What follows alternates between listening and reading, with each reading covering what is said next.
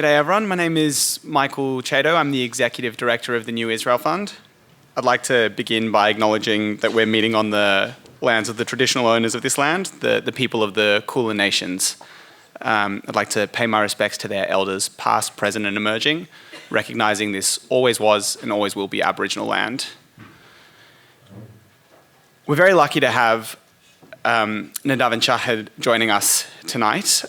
They've come all the way from Israel and Palestine, the occupied Palestinian territories. And before I introduce them, I just wanted to say a quick word about them and their organisation. It can be a challenging role being the executive director of NIF, but it's actually, that's right, but it's not challenging for the reasons you might expect. It's challenging because we're blessed with a surplus of riches. We invest in Israeli civil society to make Israel a better place. And in so doing, we have so many amazing grantees to choose from, so many incredible people working to fight for a different reality to this endless cycle of violence that we see before us, to the forever wars, to a deepening occupation, to an unsustainable conflict that is leaving no one safer, no one in peace, no one in security. Finding the right organisation to meet the moment, finding who we can bring out on the once, twice or three times a year we're able to do that, we're a small but mighty organisation, is a difficult thing. At this moment, it was no difficult choice. Standing together are so obviously building the future on the ground that we have to see. They are building that alternative reality. While extremists are in charge on all sides over there and are hijacking the peace process, making it impossible for people to work for peace, they are actually proving that that's not the case. The people of Standing Together are leading the movement on the ground. Their purple iconography has been visible in the protests in the streets for more than a year. It has been there since before October 7, when the protests were about an entirely different matter, about the judicial changes. They have built a movement of people power that show that there is a will, that there is a demand, that there are people who are looking, Israelis, Palestinians, at one another and cooperating and building an alternative. And so when I was hearing from all of you, it was so clear that there was demand here, there's demand across the world, people want to see this message, and we're just very, very lucky that when we reached out, they said, yes, we would love to come. And so I'm so excited to be able to introduce you to Nadav and Shahd. Before I do that, I'd like to also acknowledge that we're really lucky to have all of you here tonight, so thank you for being here. And this, of course, would not be possible without my colleagues Rotem Newsom and Amy Grossbard, and a huge thank you to them. They have made this all possible. Please give them a round of applause.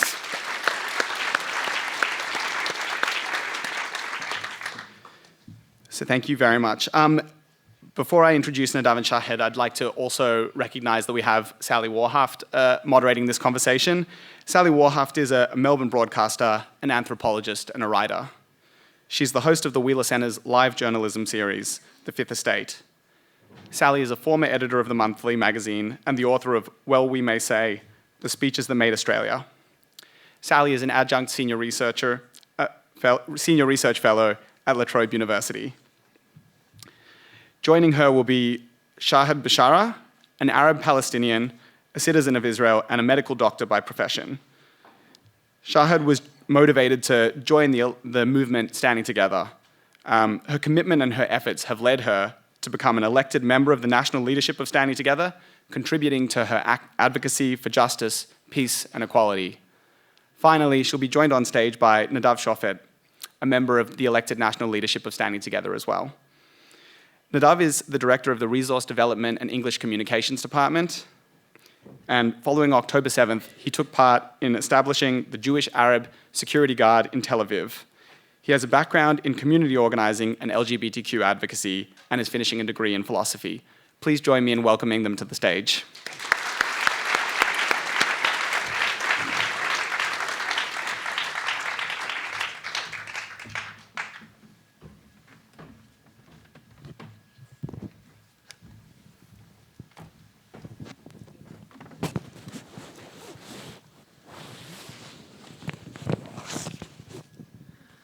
Good evening, everybody, and a really warm welcome. It's wonderful to see so many of you here tonight. I was absolutely thrilled, actually, to be asked to do this. I've been wanting to be involved in conversations like this that bring people together over this issue, and it really is such a pleasure. So thank you for being here. Thank you to our two guests, our visitors. I've just enjoyed a lovely 45 minutes or so in the green room, and I've been struck by a couple of things already. Their incredible commitment, of course, to the work that they're doing at Standing Together, but also that reminder that our guests tonight are living in Israel, and they're living this disaster that we read about from here, and it is a different thing, and I was really struck by it right away in our conversations. So welcome to both of you, and thank you for coming and sharing your stories with us. I want to start by asking each of you how you found yourselves here, your story that brought you here. And Shahd, we'll start with you. Here in Australia or in Standing No, Together? to the movement. Movement. I'm Shahd. I'm a Palestinian Arab, a citizen of Israel. I was born and raised in Nazareth, the biggest Arabic city in Israel. And somehow I grew up in a society that is considered a conservative society with somehow strict societal norms that mainly by means of patriarchy and gender inequality that I was seeing since I was a kid. While I was going, to events with my parents, mostly on the stage, I was seeing men talking, while, women were less involved. To give you more examples about what does it mean, societal norms, it means that we grow up knowing in what age we should get married, which career is more fits a woman than men. Is it acceptable to smoke a cigarette in public or not, and so on. And somehow this, what I call now societal oppression, actually made me break my silence, and actually made me design my own path while I was breaking the societal norms I was raised in.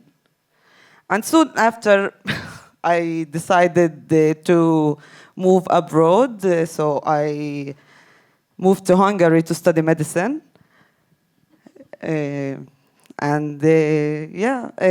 During my studying, unfortunately, I realized the second level of oppression, what I call today authorized oppression or systematic oppression, in the sense that Palestinian citizens of Israel are not equal with the Jewish citizens of Israel, in the sense, if I want to give examples, the Palestinian communities, cities and towns, get less underfunded in so many fields, such as healthcare, infrastructure, public transportation, and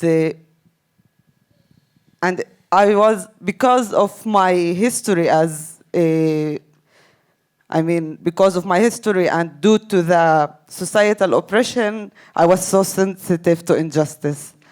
And therefore, I wanted to fight against the inequality in the Israeli society between the Arabs and Jewish citizens. But I know by myself that I cannot do it. But to make it more complicated now, me as a woman and as a queer person who freed herself somehow from the oppression of the society, believes now that freedom is interconnected. I mean, as we say, there is no one is free until everyone is free. Actually, this is also comes to the freedom of Palestinians who do live under occupation, with denying their basic human rights. My freedom, actually, as a queer person, is also is connected to the freedom of the broader Palestinian people that I am part of. And we know, am I funny? And we know that the freedom of the Palestinians, or the liberation of the Palestinians, which is an issue today, is inextricably linked with the security and safety of Israelis. And therefore, I'm fighting against any kind of oppression, no matter from what or from who, and toward equality and justice and peace. I mean, social justice and climate justice.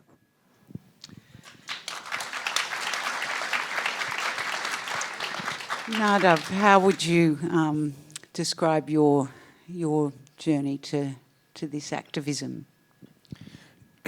Yeah, so hi everybody. It's really great to be here, and thank you all for coming. I wasn't always a full-time activist, and wasn't always full-time invested in this movement, which is now an enormous part of my life. I actually grew up in Modi'in, a city in Israel which is 100% Jewish. I really never had any meaningful interaction with Palestinian citizens of Israel, even though they are 20% of the citizens in Israel. Every once in a while I would go to a hospital and meet a doctor like Shahd, but not any meaningful kind of connection. Ultimately, that changed when I joined Staying Together, and I'll get there. But I wasn't even very politically active. I was a bit active in LGBTQ organizations, but always on the side. I actually was a product manager for a high-tech company. That's what I did up until around 2 years ago. And then every once in a while I would go to a protest. And then during COVID, there were massive protests against the government, against Netanyahu in Jerusalem. I went to these protests, and I came with my signs, mainly against Netanyahu and the government. And then I saw in the corner there these purple people with purple shirts and purple signs in Hebrew and Arabic. And these signs said, healthcare, jobs, that kind of thing. And I was like, why are they speaking in Arabic also? And why are they talking about these issues and not just talking about Netanyahu? And I was very, very intrigued by this. So I started following Staying Together on social media. I started kind of really looking at this thing. But I never really got involved substantially until 2 years ago, when the last general elections happened in Israel. The general elections are at night. We saw the kind of exit polls. It wasn't looking very good, but we didn't really know the result. And then in the morning, I wake up in the morning and I'm still in bed, I look at my phone, I see the results, and I see the 64-seat government of the most extremist right-wing government that Israel has ever had. And I was just so terrified for my future, for the future of people who live in my country, for the future of everybody in the land. It seemed like there was no hope. I think maybe the Americans are experiencing this like right now. But the next day, I was invited to a Staying Together meeting at Tel Aviv University, because Staying Together has chapters all across university campuses in Israel, 14 student chapters, as well as 12 local chapters for people who are not students, all across the country. And I went to this meeting, and I was immediately kind of taken back, first of all, by the wonderful people in Staying Together, but also by the messaging, and mainly by the strategy. because I think there's a lot of politics around us that is really good at like describing reality and condemning how bad reality is, but not much that works on changing it and having strategy to actually change things, to win, to make progress, right? And this is kind of an example of that. Is one of the first things I did in Tel Aviv University. What happened was this was before October 7th, before the judicial overhaul. We were focused on things like housing, because Standing Together mobilizes Palestinian and Jewish citizens of Israel towards peace, equality, and social and climate justice. So our thing it's very broad. So one day, all the students in a dormitory in Tel Aviv University got an email from the managers of the dormitory saying they all have to be evicted. And the people in the dormitory, of course, were incredibly angry, and we at Standing Together were, of course, angry with them. So we went to the dormitories, and we organized the tenants of the dormitory to take collective action together against this eviction. And what was interesting was most of the tenants were actually Palestinian students of citizens of Israel, and the rest were Jewish. But it wasn't what we were preoccupied with, right? And we fought this eviction. We went to the media. We put up signs. We put up posters. We did all different things. In the end, we organized a protest against the mayor. The day of the protest, in the morning of the protest that was supposed to happen in the evening, I get a call from the assistant mayor saying, okay, we're canceling the eviction. Can you please cancel the protest? I'm like, great, yes, fine. And I was shocked because I didn't really think we would be able to win. And this was just a small example of the strategy of Standing Together. And the strategy of Standing Together is that Jews and Palestinian citizens of Israel have a shared interest.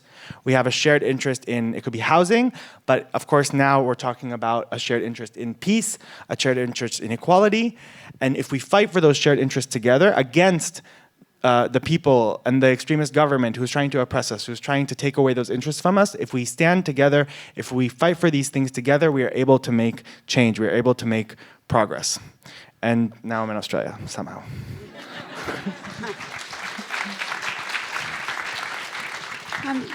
Nadav, I'd like to go back to October 7th and to ask you about, in as much or as little as you want to talk about that day and your experience of that day, but also what you thought, what you anticipated or feared might be the consequences of it. October 7th started for me. I was in my apartment in Tel Aviv, and I woke up from sirens at around 6:30 in the morning, I think 7:30, 7 in the morning, something like that. And I don't have a safe room in my building. So I went to the stairway.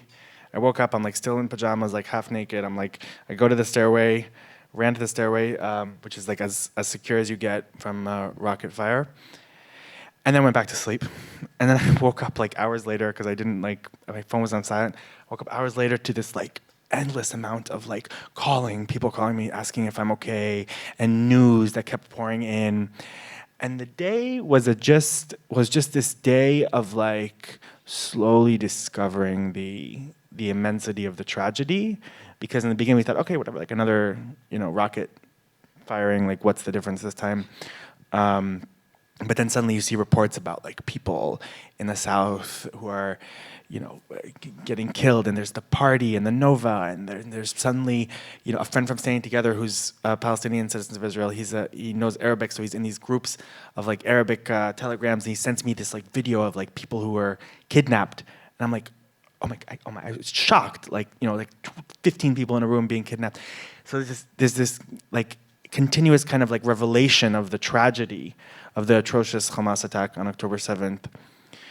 I don't think I understood how substantial it would be on October 7th. I think now we have a better understanding that there's a before and after. Everything that came before October 7th, the situation in Israel-Palestine, the continued occupation of the Palestinian people in the West Bank, the siege on Gaza, the entire, mindset of the Israeli public, Palestinian public, everything has just changed. There's no going back to anything beforehand. And, now we're in, and, just trying to process that shock and that trauma, immediately we had to, I was already working for Standing Together at this point. immediately we had to also see, we saw that the bodies piling up from the Nova Festival, and just immediately after, we didn't have time even to process that or to grieve that, and then we see, countless bodies piling up in Gaza. Just endless bombardment of Gaza, endless amount of death. And today, we're 13 months into it. Today, what is the situation? Let's lay it out. There's 45,000 confirmed dead in Gaza. UN recently released a report that 70% of these are women and children. We have mass starvation all over Gaza. In northern Gaza, the humanitarian crisis is dire, right? And Israel is not allowing enough aid to get in. You have most of the people inside of Gaza displaced from their homes. Over 70% of the buildings in Gaza have been destroyed. In the West Bank, the settler violence is increasing, backed by the Israeli military. And in Israel, first of all, those hostages that I talked about are still not back. There's 101 hostages that are still in captivity by Hamas. And we know the Israeli government is doing everything it can to thwart a deal, everything it can to not make a deal that will end the war, because they know it will bring their government down. Even though it's a popular opinion, 66% of Israelis want a deal, a ceasefire and hostage deal that will bring back the hostages. My sister lives in the north with her family and 2 children. She's still evacuated from her house, not getting any help from the state because of the fire from Hezbollah. Still evacuated from her house, has to find where to live, has to find where to keep her children in school. Shahd and I live inside of Israel. We don't feel any safer. So I think what's important to say is that we are 13 months into this, and we are still processing the trauma from October 7th. We're still processing the trauma from everybody in the region, and absolutely none of us is safer. Absolutely none of us is safer. And we can talk about what we're doing, but I think maybe I'll just leave it at just the need at this moment for a ceasefire and hostage agreement. We will get to that soon. Yeah. But Shahd, what about for you? What has daily life been like for you since October 7th last year? How has it changed? Actually, it changed, a lot, in the sense that, I have a very similar story to Nadav. I woke up to the sirens. I didn't understand what's happening. Actually, my mom lives in Nazareth, and I live in Ramat Gan, a city next to Tel Aviv. And she was at my place, and the first thing that we woke up to the sirens at 6:30 approximately, and then I start yelling, "War, war!" I still didn't hear about the 7th of October attack. I still don't know anything about what's going outside. First of all, it shows that our reality, reality is actually a reality of recurrent wars. So it's actually in my subconscious, it was like I woke up to the word war. Anyway, and soon after we started hearing about the horrific attack. And to be honest, at this time, being a part of a social and political movement was very, very meaningful to me, because otherwise I wouldn't know how to deal with my feelings. So we had so many discussions, so many meetings in the leadership team to understand how and what we are doing. But if I want to talk about me as a Palestinian citizen of Israel since the 7th of October, I talked about oppression before the 7th of October, but the silencing, the arrests the Arabs get, if we show any solidarity on social media with children killed in Gaza, we are fired from our jobs. So there was a huge oppression of the Palestinian society until today. That didn't change. But also we understand now that even before the 7th of October, the fact that I woke up and I said the word war, that means even before the 7th of October, no one of us was safer or more secure. And therefore, I do understand now that for decades, managing the conflict rather than solving it or finding a resolution or peace agreement between Israeli-Palestinian peace agreement is actually the reason why it is happening, and the reason, and the extremists from both sides are taking advantage of the recurrent wars, of the continuous bloodshed, and so on. Tell us about how standing together made decisions, what the aims were, but also how did you get organised? How did you mobilise and make decisions about what should be done in this situation under these circumstances? Maybe I'll start and you can add if you'd like. Standing Together was founded 8 years ago, and when it was founded, a series of documents were made on our theory of change, on our strategy, and at the core, nothing really changed. At the core, we know we are fighting for peace, for equality, for social and climate justice. At the core, we know that politicians have been splitting us, Jews against Palestinians, inciting against Palestinians, dehumanizing Palestinians, and basically splitting us up so that we are not able to fight together. Right? And our job is to bring people together in order to fight together. And when we take collective action, we are able to make change. So none of that changed. I think on a very basic level, it was hard on October 7th and after October 7th to regroup. Many of us were in shock, displaced, crying, emotional, But in terms of strategy, it was clear. It was clear that, first of all, we needed to strengthen the solidarity between Jews and Palestinians inside of Israel. We know that in May 2021, for example, just as an example, there have been, during this eruption of violence between Israel and Gaza, there was also an eruption of violence between Jews and Palestinian citizens of Israel inside of Israel. And we felt this immense responsibility to first and foremost kind of solidify the partnership and the solidarity between these two groups. So we did solidarity conventions. We opened up solidarity guards all across the country to organize mutual aid, to help those people who have been displaced from their homes, to do food and donation drives. We opened a hotline for people to call if they were in distress or emotional distress, or if they were fired from their jobs because they were Palestinians. Many people were expelled from their universities. This was one of the first things we did. Can I do the solidarity guards? That's escorting people. Is that what that is, or tell us what these things actually are? They were, first of all, what we do is we organize people. So it was about organizing people.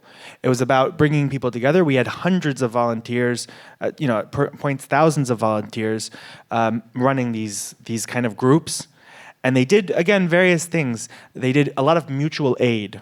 So again, people who were displaced from the south, helping them get supplies. People who have been persecuted by the institutions, helping them get the legal assistance they need. Even the legal assistance, the lawyers were volunteers. And just strengthening community. That was one of the first things we were doing.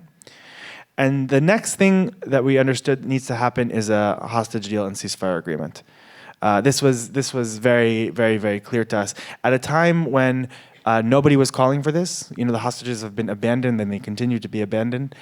On October 9th, we called for a deal. And this was not very popular at the time.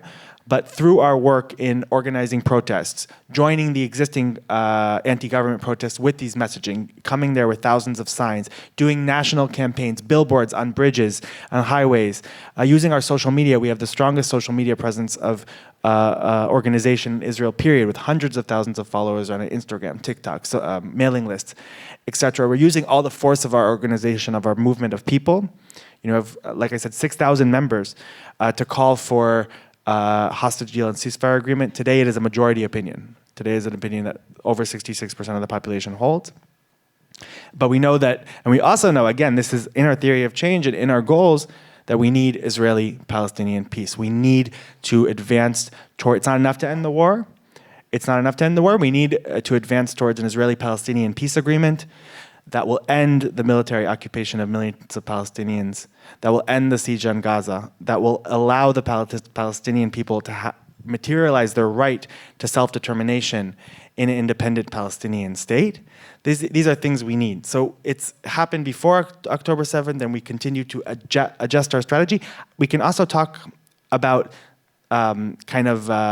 specific things we did that were very different. For example, we were able to organize and collect massive amounts of aid from Palestinian and Jewish citizens of Israel to the people in Gaza who are starving. This was incredibly successful. We had tens of thousands of people in society come to these aid collection sites, volunteer, give aid. We thought we were going to collect 4 trucks of aid. We were able to collect 400 trucks of aid. And what's important to understand about this is Standing Together is not a humanitarian organization. You know, we of course, one benefit of this was bringing humanitarian aid, but the other element of it was that the Palestinian people, as Shahd said, inside of Israel have been silenced, and it was hard to speak up against the war. And we made sure that this action was a part of a larger anti-war sentiment, anti-war statement. And in essence, the tens of thousands of people who joined these actions were actually the largest, by far, protest against the war in the Palestinian society inside of Israel. And that's how we use be creative about the ways to mobilize and organize people. That's just an example. Maybe Shahd, do you want to add? Shahd, Nadav just mentioned strengthening community as one of the most important things to do.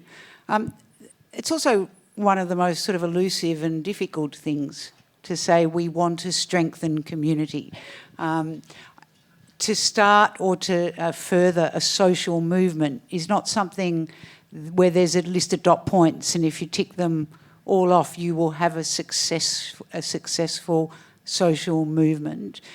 What do you think has made Standing Together cohesive? What has made it work as a social movement that seems to be gaining strength?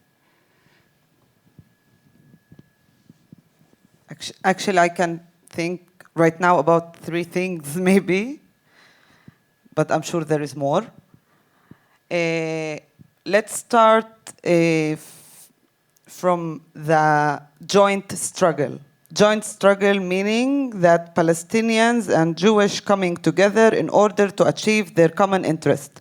We know right now and even before that the people on the ground are better than the government, that the leaders, that they are inciting us against each other. They are trying to divide us in all means. I mean, Ben Gvir, the Minister of Security, he was arming civilians, mainly, and we know it for a fact that, and from his, what he was saying, that to target Palestinian citizens. I mean, and therefore, at that time, when we organized the Solidarity Guards, we proved actually that even though that they are trying to incite us against each other, we are actually standing together in order to, de-escalate while the leaders are actually just escalating the situation furthermore.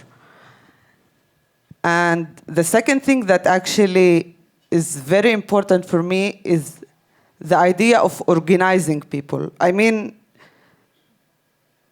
Leaders can have the power to do so many things, but when people on the ground, they unite, they demand, they demand anything they are their interests, actually they can get. And this is actually what we're doing in Standing Together. And we are organizing people, and for Jewish people inside of Israel, the 7th of October was very traumatic, which actually caused a collective trauma. And historically, we know that they already have the collective trauma that they had. For Palestinians also, the Nakba was a collective trauma back then. And what we are seeing in Gaza right now is also causing somehow trauma to the Palestinians. And therefore, these traumas actually are feelings that they are stuck inside of us, and somehow we need to release them. And there is this quote for Martin Luther King that I really like, that says, "The supreme task is to organize people so that their anger will become a transforming force." And this is actually what we're doing in Standing Together. We are trying to build this will of the people to act, to demand, in order to achieve their goals. And I think organizing people is very, very important strategy that we are using in Standing Together. And to be honest, I forgot the third thing. I have a short third thing. One of the ways we build community is our purple houses we have all across the country. We have in Haifa, in Tel Aviv Yafo, in Jerusalem, and in Beersheba. We have these community centers, we call them purple houses, where people come together for cultural events, for just meeting together, for organizing together in order to take action afterwards. And these are just kind of the bases, the hubs of our community.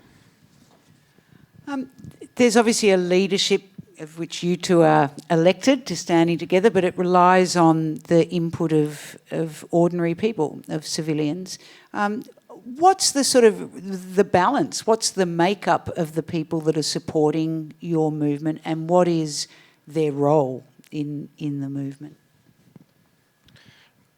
Standing Together has 6,000 active paying members who can elect the leadership, and Shahd and I are both on the leadership.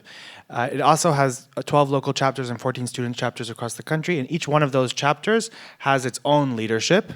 And those leaderships are very, very important because they actually decide on the ground how to implement the strategy of Standing Together. So we can say, okay, our main campaign, the highest leadership of Standing Together, the secretariat that Shahd and I are both on, we can decide things like, okay, our main campaign is for peace now. But what actually means? Do we put up posters? Do we go talk to people on the street? Do we organize a protest?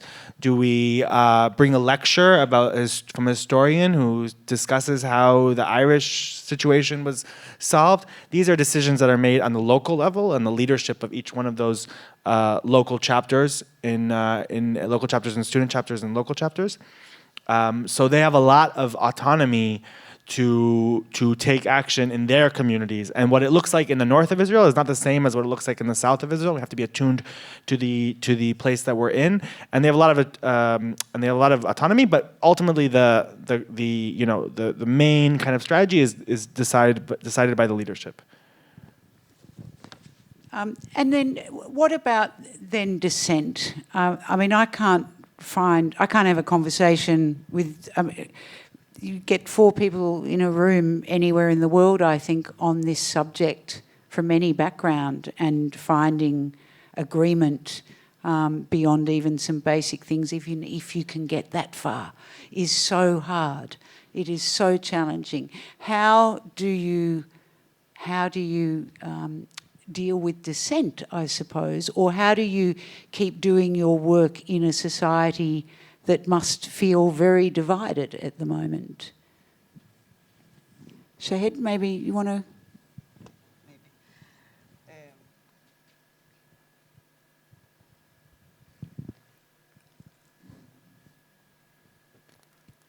In Israel, we do see polarization.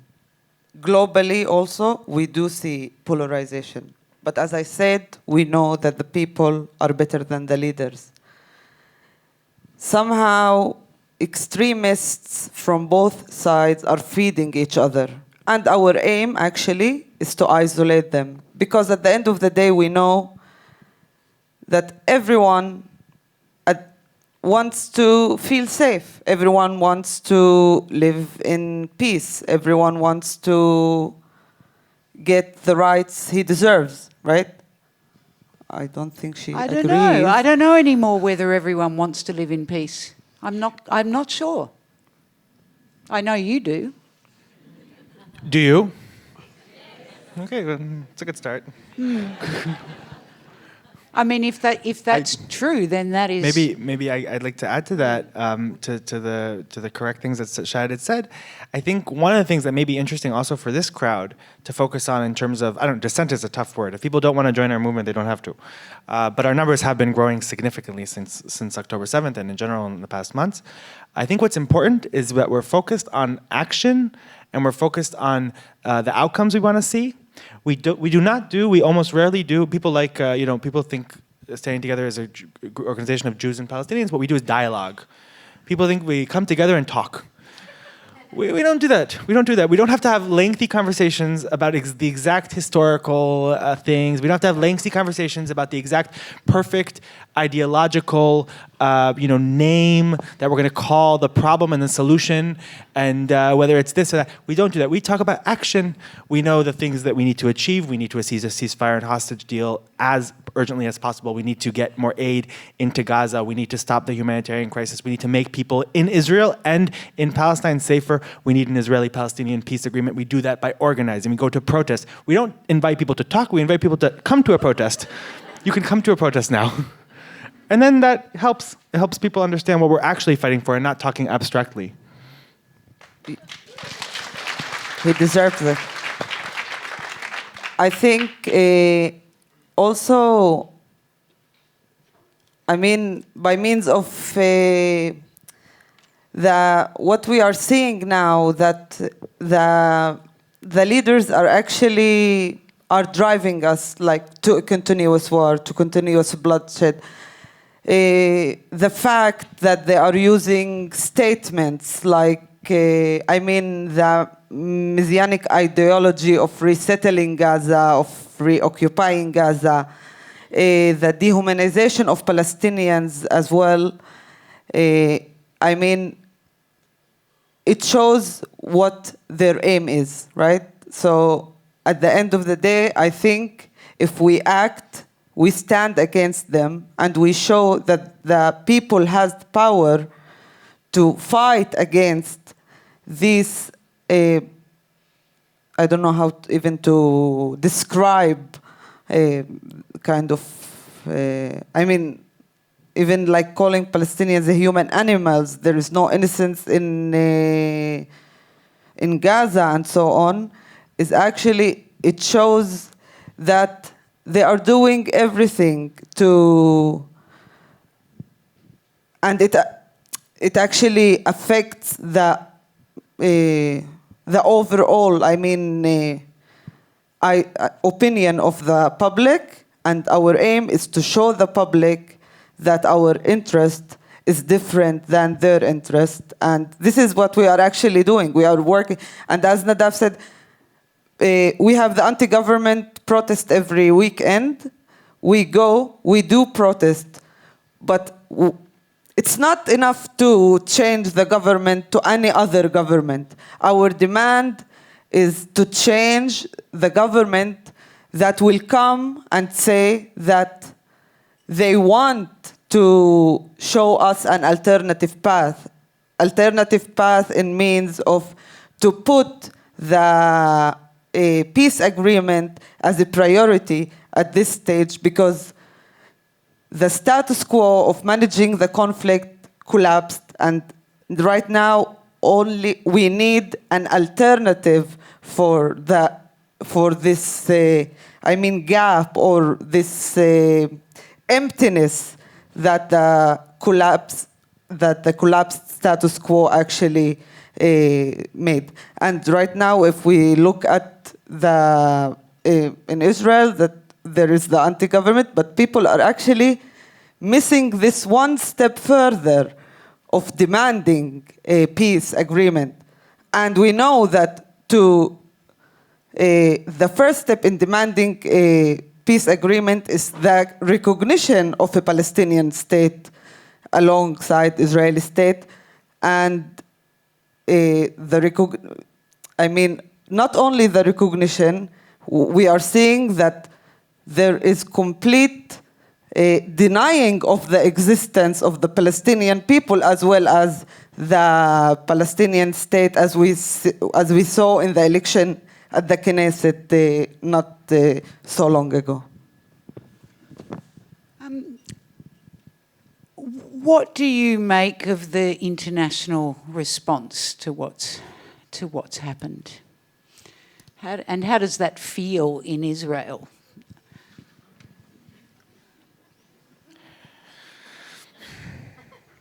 At Staying Together, we firmly believe, and this is what we are doing, that change will come from inside of our society. There could be other strategies, but that's what we believe, and that's our mission statement. So first and foremost, we're not too much concerned by what the international community is doing. But to answer your question, I think what is very important for the international community to understand is that to be a friend of Israel, for example, and a lot of international community actors do want this. To be a true friend of Israel is to be a friend of the people in Israel.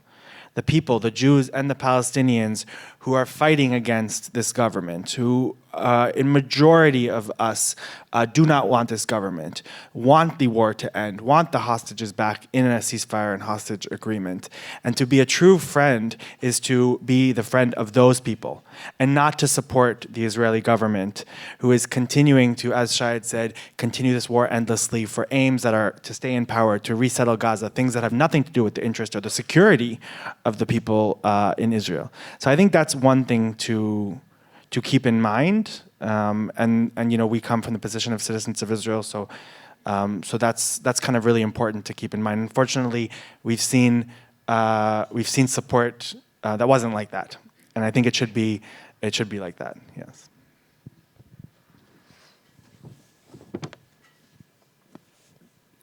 The international, as Nadav started, actually, that our work is to change within the Israeli society. So first of all, we are not, even though the international society got involved and did something about the situation, let's say, if we don't change the Israeli society within, then we will go back to the same situation that we were in. So therefore, we should actually change the Israeli society from within and not wait to someone to be involved. This is first of all. Maybe and also, I don't think there is a leader would wake up one morning and say, okay, let me go and solve the conflict. It's not gonna happen because, each one is busy with his work, no? So what I'm just trying to say, if we don't build this power and we don't change the Israeli society to demand from those who in power to change the status quo, to demand a peace agreement, to demand the equality between all citizens within Israel, then we are not doing our work as we should.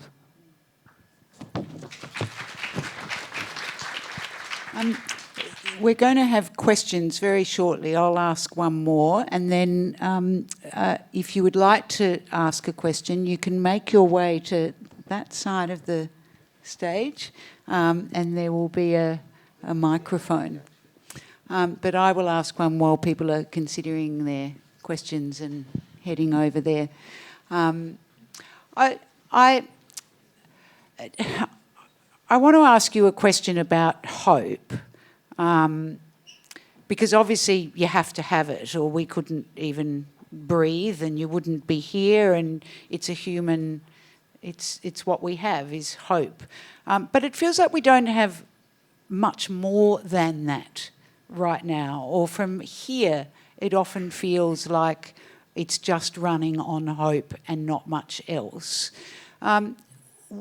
What sustains you and enables you to keep having hope and feeling that you will be successful in your aims as a movement?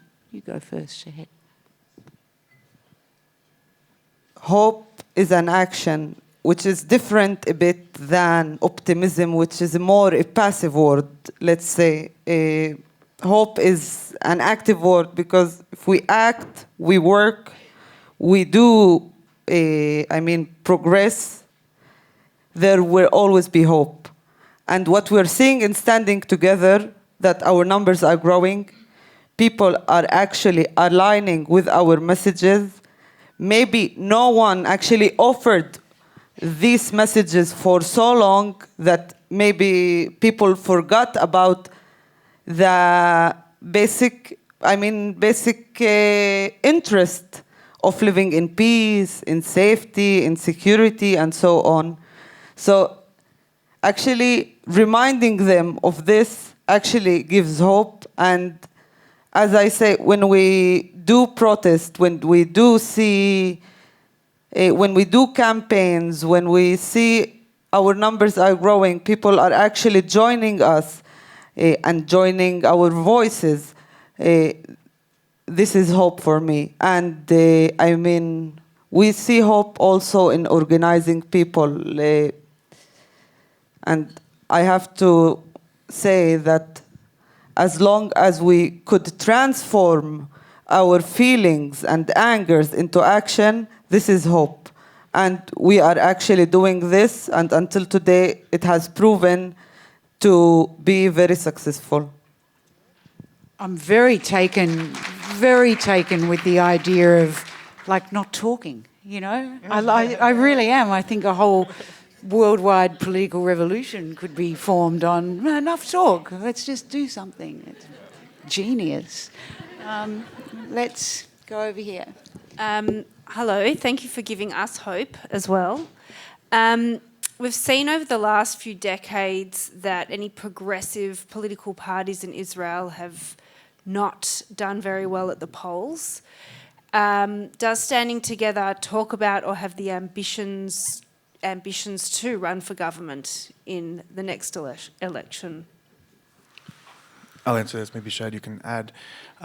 Standing Together will never be a political party because first and foremost, we understand that change, electoral politics are one level of politics, but change ultimately comes from the ground up. It comes from the people. We're not putting our trust in the government, in the politicians. We're not a lobbying group. We're not putting our trust in the courts. We're not a legal activism group. We are putting our trust in the people who we know, as Shahd said, are better than their government. What I think can happen and has happened is for example, on the municipal level, in around February, what happened was two municipal parties have been formed in Haifa and in Tel Aviv Yafo, who were inspired by Standing Together, inspired by Standing Together's values of full equality, of social justice, of climate justice, of peace. And these parties were actually founded by members of Standing together with activists from other movements and organizations, and they were successful in running for municipal politics. And today we have Sally Abed in Haifa, who is a city council member for Haifa City, and she's also a member of the leadership of Standing Together. We have Itamar Avneri in Tel Aviv Yafo, who's a member of the city council of Tel Aviv Yafo. He's a founding member of Standing Together. So Standing Together will never be a political party. But we understand that politics happens on various levels, and ultimately when we create this political will on the grassroots level, I think many more changes will come. That's it. Thank you. Next. Hi, thanks. My question is this, and it's not my view, but I'm reflecting it. There is a view out there that you're really not reflecting loyalty to the Palestinian people. That by working together with Israeli Jews, you aren't supporting the basic political line of rejection of the Zionist state. That you're really a form of collaborators, that you are legitimising something that you shouldn't be doing. Now, it's not my view, but I wonder what your response is to that view that's taken by many throughout the world. Thank you.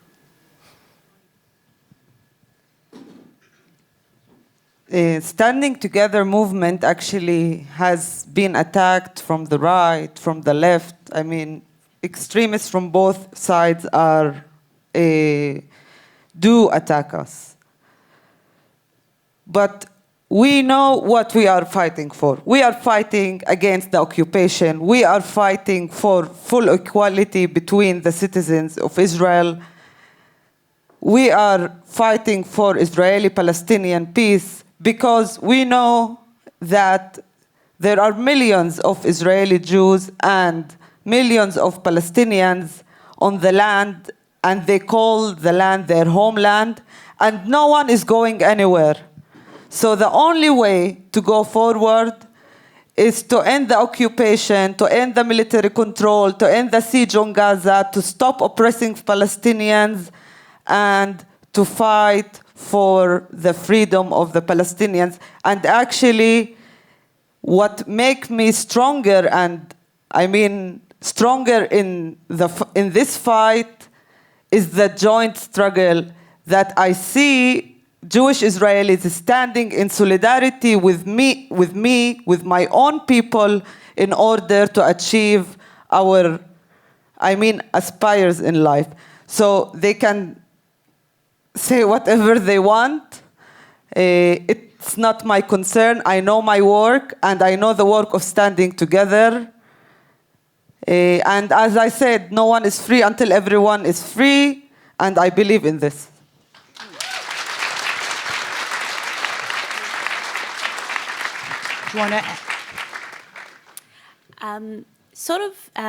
Somewhat related to that, I was just wondering, Shahd, if you could tell us, when you talk about the work of standing together with your family, your community in Nazareth, other Palestinian citizens of Israel or Palestinians who are not citizens of Israel, what kind of reactions do they have about the work that you're doing? What are some of the conversations you've had with those people in your life?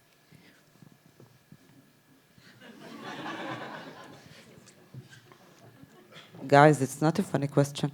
Anyway,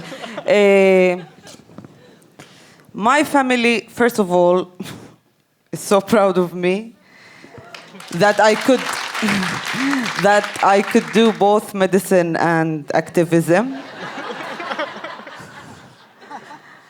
That's a joke for the Jews. This is first of all. And second of all, looking at mainly at the Palestinian society within Israel.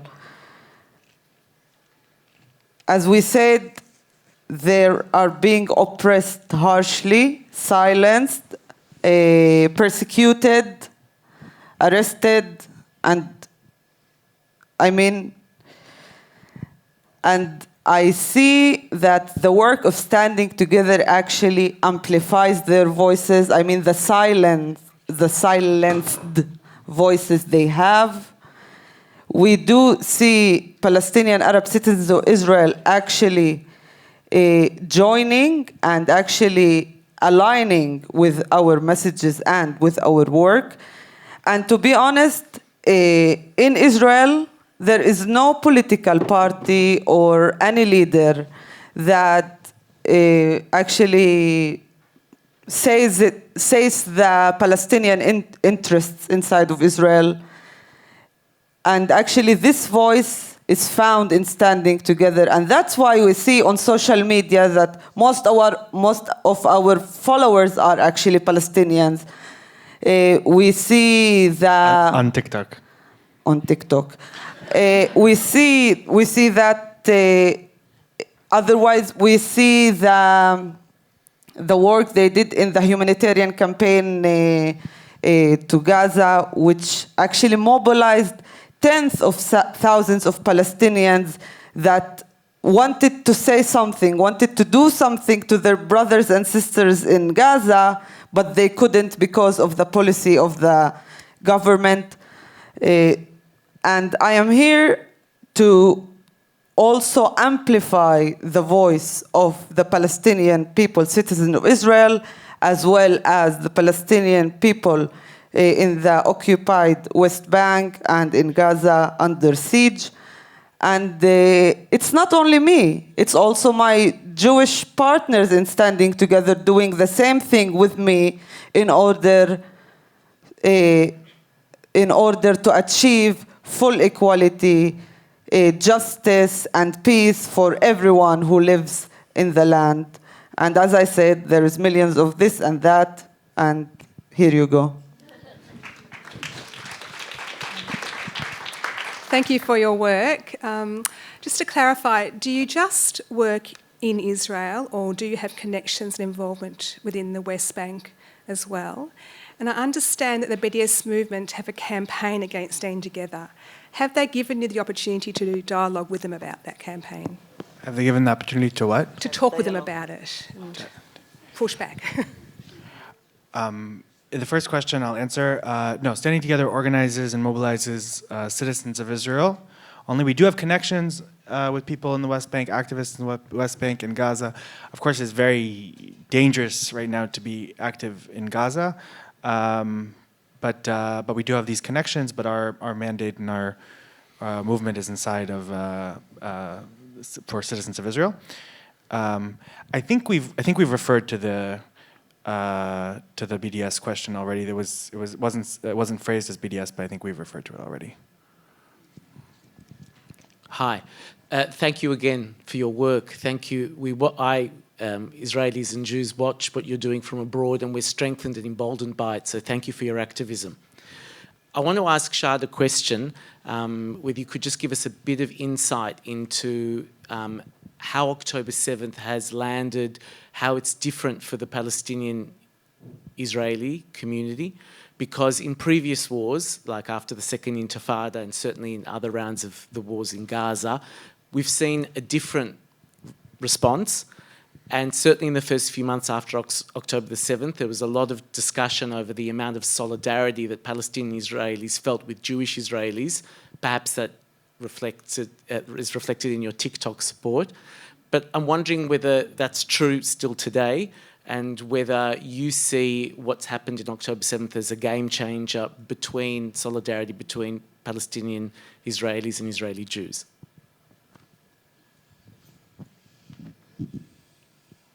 Do I need to answer? Anyway, I mean, I can say that the event of the 7th of October actually somehow made the trust between both sides actually fragile.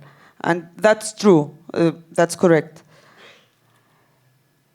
And I think what we need to focus on is how to rebuild this trust again, in means of fighting against Jewish supremacy, in means of allowing for Palestinians to live free, in means of to secure and to achieve security and safety for Israelis as well, and this will be done only with Israeli-Palestinian peace agreement.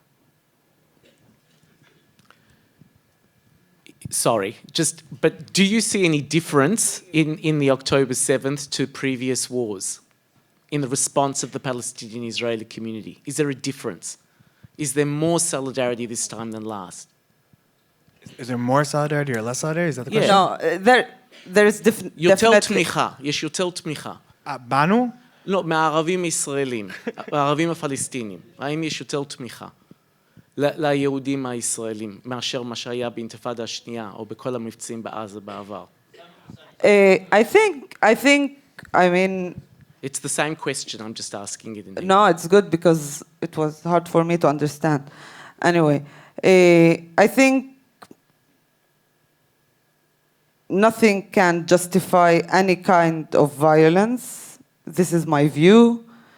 I think being part of the Israeli society also makes you more maybe sensitive and feel the other side better, maybe. Can I put it another way? I would really, really appreciate it. October 7th here in Australia felt different to any other conflict I remember in my lifespan. It just felt different. And did it feel that way for you? Did it feel different? Bigger, more dangerous, more broken? It's been a trip. It's like 13 months into this thing. I don't think we can ever go back. I'm sorry.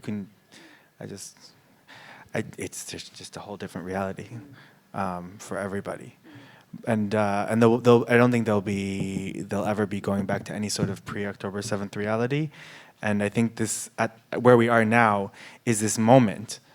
That's this enormously pivotal moment in history. Are we going to let them separate us? Are we going to let them divide us? Or are we going to stand in solidarity? Are we going to go towards endless war, endless occupation, continued occupation of Gaza, of Lebanon? Or are we going to advance towards Israeli-Palestinian peace? There's no more masks. We can't push this under the table. It's just the moment. And this is the moment, again, going back to the last question, it's the moment to act. It's the moment to act. And I invite all of you to act as well. And even if that action is to follow us on social media or join Friends of Staying Together, a program where you can donate $5 a month, $10 a month, whatever you want, $1 a month, and support our work, I invite you to act, even if it's just to join our mailing list or to join whatever, a different organization. It doesn't have to be us. But this is the moment to act. And if you're not acting, then you're under the prey of the politicians who are trying to divide us and trying to put us into endless war.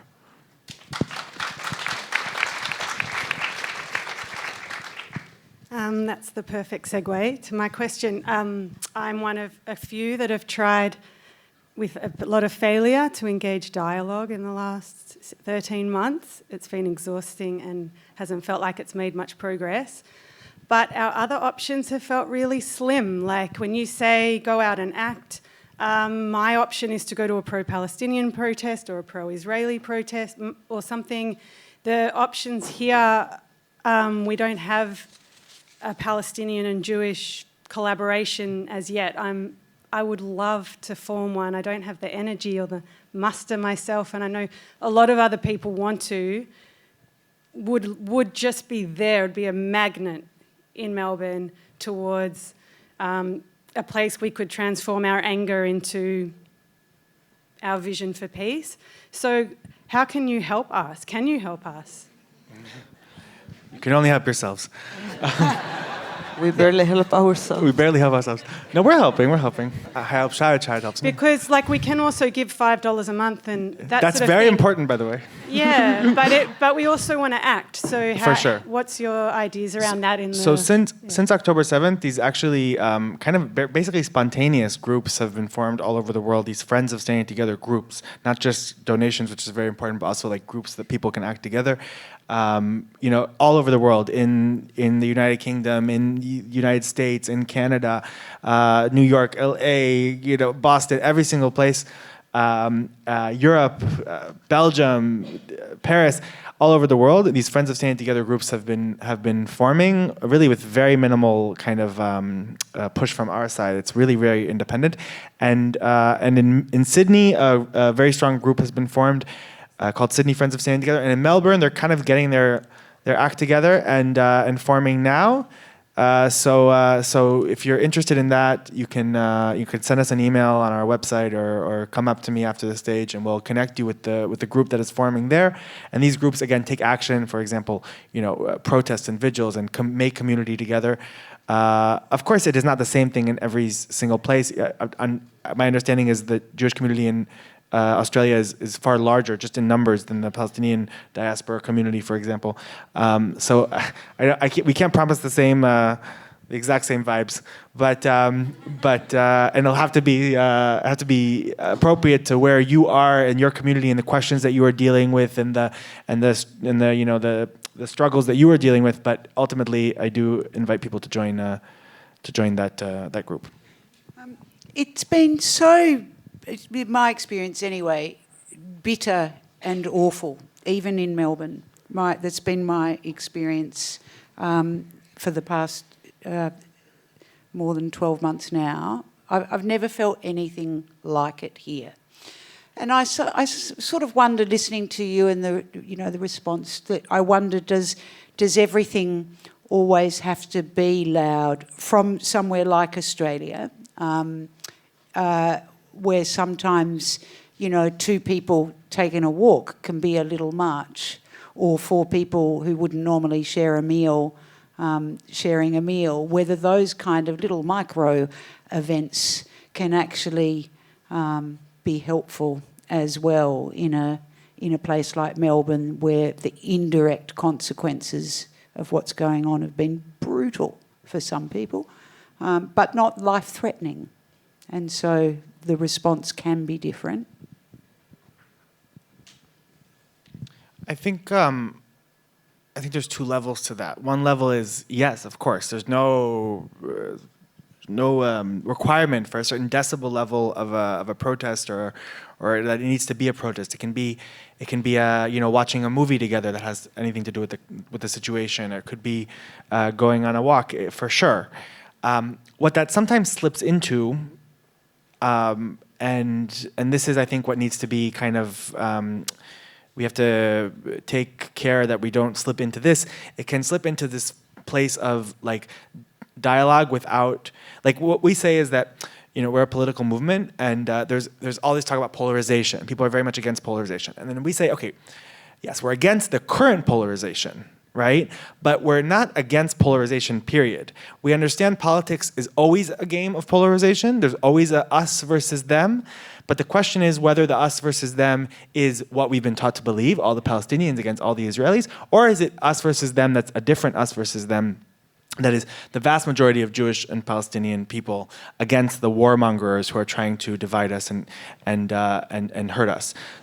So it's important to kind of keep in mind, of course there can be the movie or the talk, but it's important to keep in mind that it's not just this all kumbaya. If it was kumbaya, there would be nothing to fight for. If there was no one trying to oppress us and to harm us, then there'd be nothing to fight for. We have to keep in mind, who are we fighting against, right?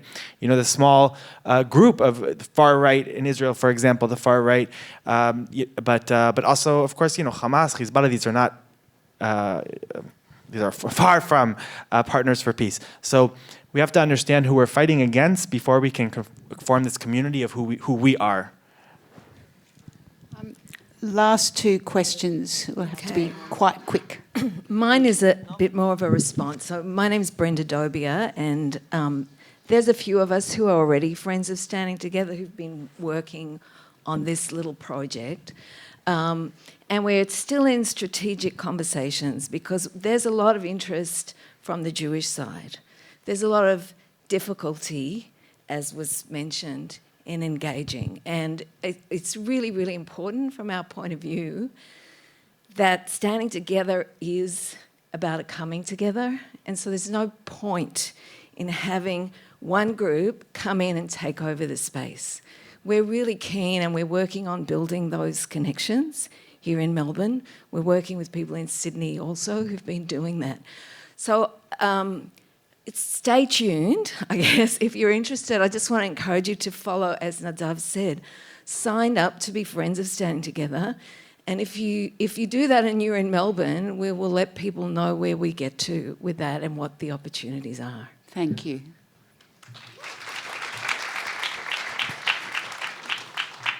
I totally applaud your noble aspirations. They're wonderful and inspiring. The situation, however, is really going to get worse before it gets better. Donald Trump has just announced he's going to appoint Mike Huckabee, a supporter of the extremist settler movement, as ambassador to Israel. That's very grim. It shows the indication that the US is going to switch to a stronger support for Netanyahu than he's had from the Biden administration. This is deeply worrying. I think that we should rethink the whole idea of not becoming politically active. I really do. I really do. All right. Did it look like we're not have For evil to triumph, good men need to do nothing. Thank you. And I really do suggest to you that you actually think about the next Israeli election and making sure that you win that election somehow and unite the people. I think we'll take that as an affirmation of goodwill. Thank you very, very much. Thank you for all your questions. They were fantastic. We have a guest on the stage. Yes, look, Rick Benjamin, Chair of New Israel Fund. I think now is the time to thank the wonderful Shahd and Nadav for their contribution tonight. Can I just interrupt really, because I didn't ask you if you had any brief closing comments, which I would like to ask just really quickly if there's anything you would like to say before we thank you again.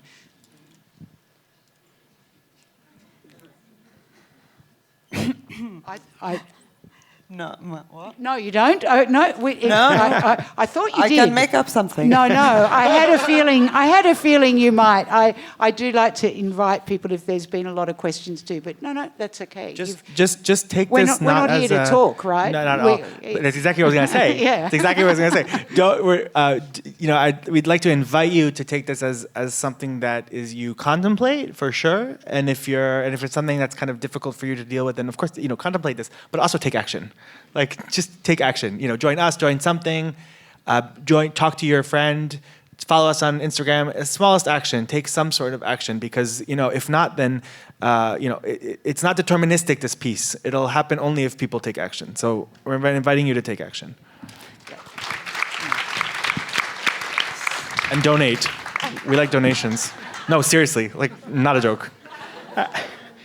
Sally, the consummate professional, keeping me on track, so interrupted my thank you to Sally for being a fantastic facilitator. So again, thank you, Sally.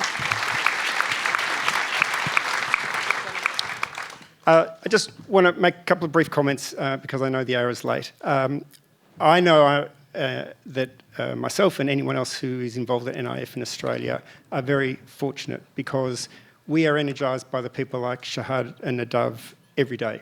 We have that opportunity to speak with our grantees, to understand what they're doing on the ground, and to be inspired by that work. And as they've beautifully said tonight, they have taught us that hope is a verb, and that there is action to be done. I do want to touch on one thing, though, which is kind of this idea of theory of change, which Nadav spoke about. NIF, we have a slightly different theory of change, and that is that we need to be allies of people who have the most to lose and the most to gain. And when we look at Israel, there is the Palestinian community, there is the LGBTQ plus community, there are the Ethiopian Jews, there are African refugees being treated as bad as refugees here have been treated, and the list goes on and on. Haredi women who are trying to get a divorce.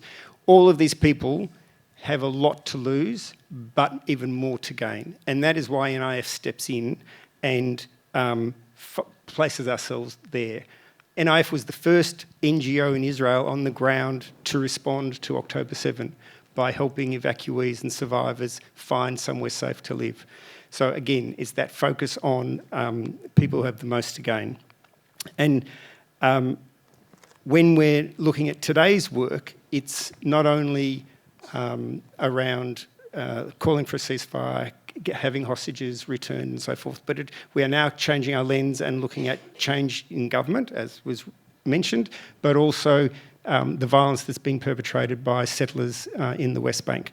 And while Standing Together does not have action to necessarily directly there are very many other grantees that are doing that, who are providing that protective presence to ensure that kids can get to school, farmers can farm their land, and so on and so forth. But that issue brings us around to tonight and to Standing Together and the work they're doing on the ground. Last night I was fortunate to have be part of a conversation that Shahd and Nadav had with some Habonim Bogrim, kids who are 18 to 22, 23. And the common theme that was spoken then when Shahd and Nadav asked them, what do you know about Standing Together? They said, I love what I hear, but it scares me. And that's being scared was to do with actually learning more about what is happening on the ground, what is happening to Palestinians in the West Bank, what is happening to the protesters who are fighting this government and the brutality that's being meted out to them, and of course the devastation which is happening in Gaza. And that learning is a really important thing. For those people who are podcast listeners, please seek out Groundwork. Groundwork is a podcast that NIF helps fund, and it's about talking to activists on the ground in Israel who are trying to make a difference.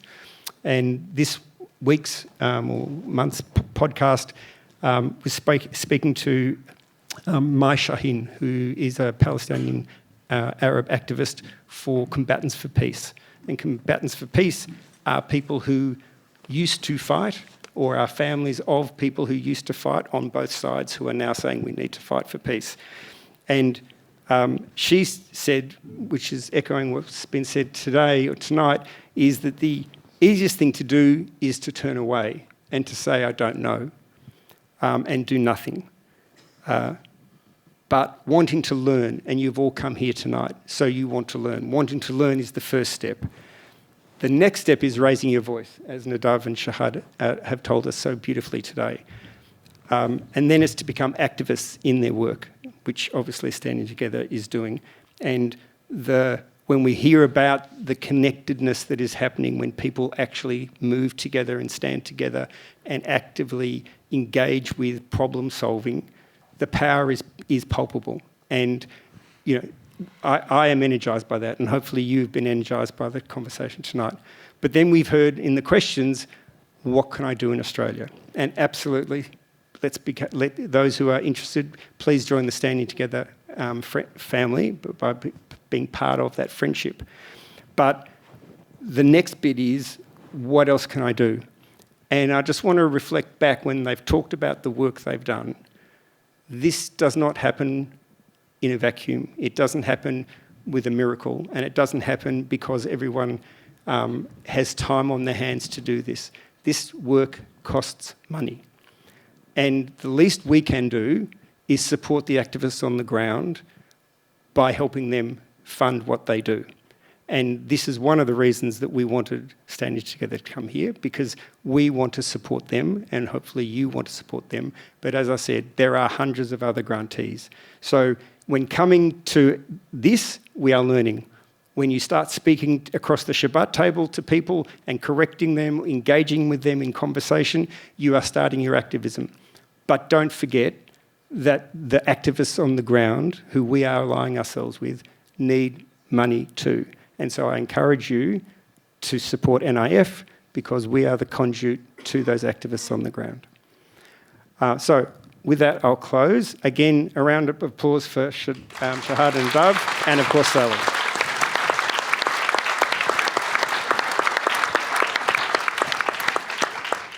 Thank you very much.